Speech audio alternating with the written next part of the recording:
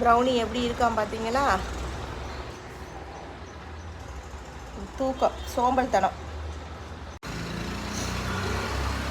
அவ்வளோ அழகாக தூங்கிக்கிட்டு இருக்காங்க. எப்படின்னு பாருங்கள், ஒரு சோம்பேறித்தனம்.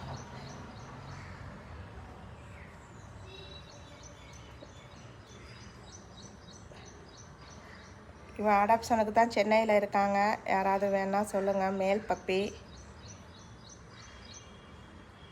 ப்ரௌனி குட்டி, ப்ரௌனி குட்டி, ப்ரௌனி, ப்ரௌனி செல்லம். என்ன இப்படி தூக்கம் இவ்வளோ வருதா? அப்போ நைட்டெல்லாம் தூங்கலை, எங்கேயோ ஆட்டம் போட்டுட்டு கிடந்திருக்காரு. மொட்டை மாடி ஓடி போய் ஆட்டம் போட்டிருக்கேன்னு நினைக்கிறேன்.